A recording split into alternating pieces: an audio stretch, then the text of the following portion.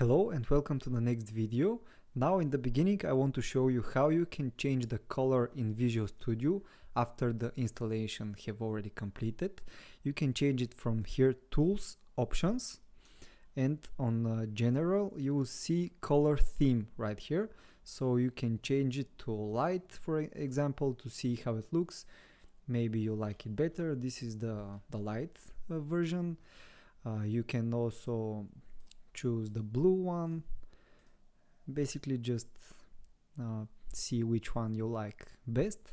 I personally think that the dark one is the best one for my eyes. It's protecting my eyes in a way. So now I'm going to zoom a little bit so you can see the code, and I'm going to explain the things that you see here, and we are going to write our first program. So I know this looks really frightening in the beginning, but you don't need to understand everything in the beginning. Trust me, this is really important to understand right now, that in the beginning it's going to be difficult and you will not understand probably anything, but when time goes on and you basically try new things and learn new things and try again and again, it will start making sense, and you'll become better and better every day. So what are these things that are written here? This is the default settings, the default program that is starting when we create a new project, and we see something called namespace right here. The namespace is basically a container for classes and methods inside of the program. You don't need to understand that in the beginning, just ignore it. You may think of it like something really big, a big container which contains classes inside. This is the class, and inside of the class we have methods. This is our method. Ignore the class, ignore the namespace. We only need to write here inside of this method.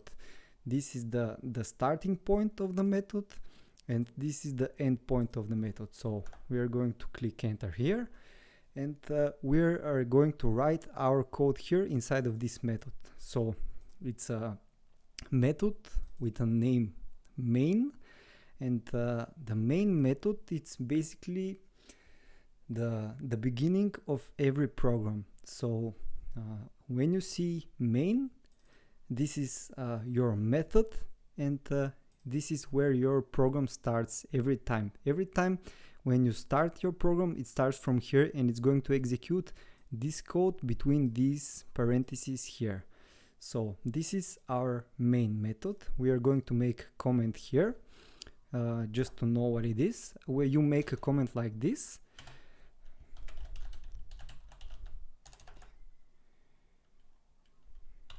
This is a method called main. Okay, and we are going to write our code here inside of the main method. Now ignore all of the other things like strings and all of these args and things that are inside of these parentheses. Just follow me right here and write console, which is a class, write dot, and now you see what is inside of this class.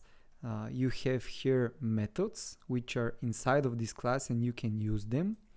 So we are going to use this method right here, which is Writeline, and if you hover, you will see what this method does. It says it writes the current line terminator to the standard output stream. Basically you want to write something on the console, so we click on that one. And this is how you end your sentence with a semicolon every time when you want to end your code. And here inside of the parentheses, type double quotation marks and type something like my name is, and type your name. I'm going to type Victor, and we are going to run this program with Control and F5. So press Control and F5 on your keyboard, and you just created your first program. You will see here on the console, my name is Victor, or your name. Most of the people, when they're starting with a program called Hello World. So you can type here Hello World, press Control and F5 to run the program, and you see on the console it says Hello World. That was your first application you have just created. You have programmed your first application by yourself. Now again, this console is a class that we are using. We type dot after the name of the class to take something from the class, and we are taking this method Writeline, which is inside of this console class. And in the method you need to type something inside of the method, basically to call the method. And with these double quotation marks, this one and this one, we have told this method that we are going to give him a string. A string is a variable type that you're going to learn later, but basically it means that you're going to write a sentence.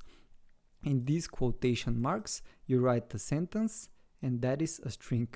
And we have just called the Writeline method, and we have printed on the console Hello World. So this is how you write something on the console. Now I'm going to show you how you can read from the console, or basically you're asking the user to type something. Now again, if we start the program, it's going to say Hello World because we said write on the console Hello World. And if we want to read from the console, we are going to type console dot read line, parentheses again, and semicolon to finish. And now basically if we run the program, it's saying Hello World, and now it's waiting for us to type something. If we type something, now the program has finished. And with the writing and reading on the console, we can basically ask questions. If we're making a calculator, for example, you're giving a first number, a second number, and you can get the sum of these number, for example. Now I'm going to show you example, not with a calculator, but if we say here, what is your favorite number? Now remember, we are writing this on the console because we say Writeline. After that we read something from the console, so basically we ask the user to type something, and again we Writeline. By the way, I want to show you something, a shortcut how you can write console Writeline. If you type C and W and click tab twice, you're going to write console Writeline. This is basically a shortcut. You don't need to type it letter by letter every time. And we can say here, wow, that's my favorite number as well. And can you guess what is going to happen right now if we start the program? First, we see the first thing that we wrote on the console. What is your favorite number? And the second line here is a read line, so it's reading something from you. You need to type something. So what is your favorite number? I type 17 and press enter, and it says, wow, that's my favorite number as well. And this is just a simple application that we created. I want to show you how to write and read from the console. This is how you write with the Writeline. With the read line, you're asking for something to be written on the console, and basically you can create simple applications like that when you're asking something to be given to the console and you're typing something in return. Now I want to show you something else. Maybe you have noticed that in the console class there is something called write, not just Writeline, and I want to show you the difference between write and Writeline.